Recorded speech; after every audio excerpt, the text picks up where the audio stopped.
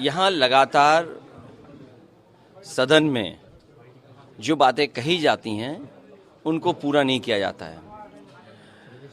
सबसे बड़ी बात यह कि बीजेपी ने किसानों के लिए कहा कि आय दोगुनी होगी। 2022 आ गया है और 23 शुरू हो गया। क्या भाजपा ये बताएगी कि आय किसानों की दोगुनी हो गई? और आप में से सब लोगों को याद होगा कि एक बार यहाँ कुछ अधिकारियों ने बिजली विभाग का सरकारी कर्मचारियों के प्रोविडेंट फंड को प्राइवेट कंपनी में इन्वेस्ट कर दिया था और वो प्राइवेट कंपनी फेल हो गई। उसके बाद इस सरकार ने कार्रवाई की थी और उन लोगों को जेल भेज दिया था।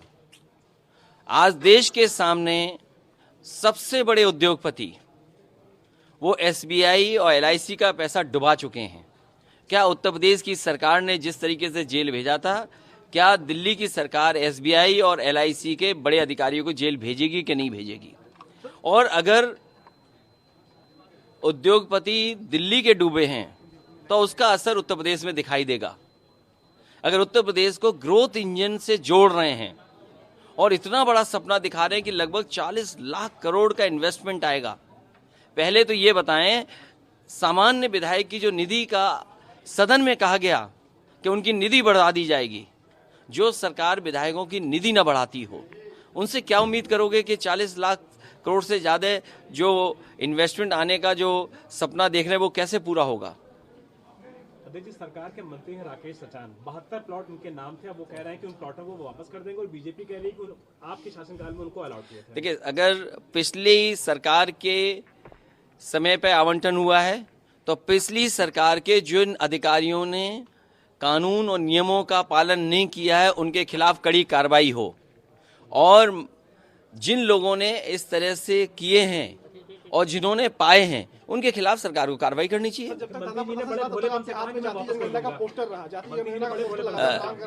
जाति जनगणना के पक्ष में है समाजवादी पार्टी, और समाजवादी पार्टी इस बात को लगातार उठाती रहेगी।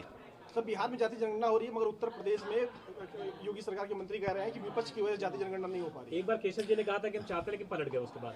देखिए, ये जिन मंत्री का नाम ले रहे हो उनको कौन पूछता है? उन्हें पूछता कौन है? वो क्योंकि किसी की नौकरी कर रहे हैं। आप नौकरी करने की बात समझिए। जिसको फैसला लेना है वो सामने क्यों नहीं आ रहे? मुख्यमंत्री जी को स्वीकार करना चाहिए कि हाँ, हम जाति जनगणना नहीं कर सकते हैं।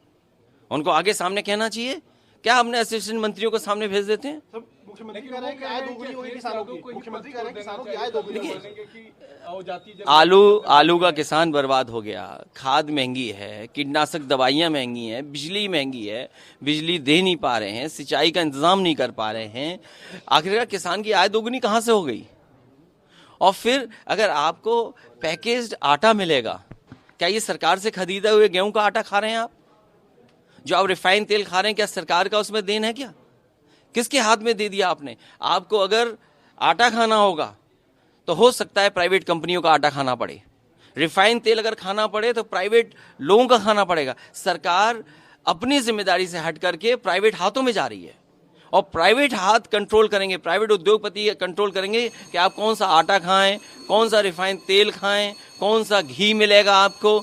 ये कंट्रोल प्राइवेट लोगों के हाथ में भारतीय जनता पार्टी दे रही है। तो सरकार कह रही है कि राम राज्य चल रहा है उत्तर प्रदेश में, और राम राज्य। देखिए, राम राज्य का मतलब ये नहीं कि बुलडोजर से आप माँ बेटी को मार दें। क्या राम राज्य का यही सपना है कि माँ बेटी बुलडोजर से मार दी जाएंगी, जला दी जाएंगी? क्या यही राम राज्य है?